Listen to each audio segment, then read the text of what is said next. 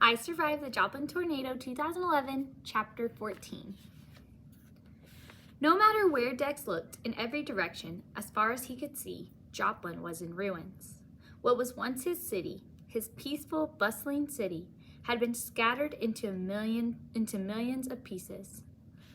He made his way into his neighborhood, where just yesterday he had been riding his bike. The streets were filled with downed wires and splintered telephone poles. The trees that had shaded him on hot summer days were now naked sticks, their leaves and branches carpeting the ground. Cars and trucks were everywhere but parked in driveways. They were crushed in the middle of the street, flipped upside down, wrapped around poles. And then there were the houses. Some had been swept away completely so that only cement slabs remained. Others were chopped up or cut in half, smashed by trees or peeled open. And what had been in people's kitchens and bedrooms and desk drawers and toy boxes was now scattered everywhere. Someone's family portrait, smudged with grime, smiled out from under a pile of plaster and jagged glass. A page from a children's book blew through the air like a dead leaf. A basketball rolled down the street as though someone had just missed a free throw. Mixed in with the piles of wood and roof shingles were parts of couches, stuffed animals, a smashed oven, a headless Barbie doll, dishes, pots. Parts of people's lives scattered like puzzle pieces. Everything was soaking wet and covered with brown filth. Dex rounded the corner onto his street. Or was it his street? He didn't know for sure because there was nothing left. He didn't see a soul. He walked more quickly, gaping in horror at the wreckage of the Tuckers' house. He whispered a prayer of thanks as he remembered that the Tuckers had left yesterday. Their house was destroyed, but the Tuckers were safe in Arkansas.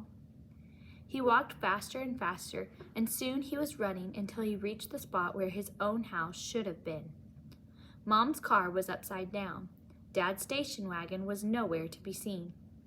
And the house where Dex had lived his whole life, the house where Dex had learned to walk and talk and tie his shoes and read and write, where he put his baby teeth under his pillow and waited for Santa to come down the chimney, the house where he rode around on Jeremy's shoulders feeling like the luckiest boy on earth, the house that had made him. The tornado had smashed it to pieces, and now it was just a mountain of rubble. And where were Mom and Dad? Where was Zeke? They would have taken shelter in the basement, and now they were trapped somewhere under the wreckage. Dex climbed up the pile of ruins and dropped to his knees. Mom! Dad! Zeke! He grabbed hunks of wood and plaster that used to be his house, and he started throwing them aside. They were bricks from the fireplace and huge shards of glass and broken plates, and Dad's smashed laptop and an old baseball bat. His whole body shook with sobs as he tore away at the wreckage, desperate to reach his family. He barely noticed that a huge nail was stabbing into his knee, and that both of his hands were dripping with blood. Don't quit, don't quit, don't quit. And then something touched his neck, something warm and slobbery. Dex spun around. He looked up, and there was Zeke standing behind him. Balanced on a wooden beam, he stared at his dog, his beautiful, ugly dog who was soaking wet and covered with dirt and grime, whose tongue was hanging out of his mouth. Where had he come from? Zeke licked Dex again. Dex threw his arms around his dog, burying his face in his filthy fur.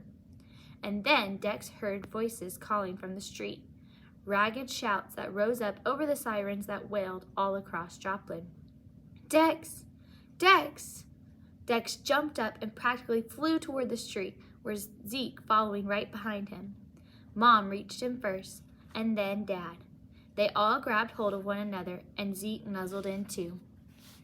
They clung together and cried, but they did not cry for what had been lost. That would come later. Right now, they were crying for what they had found.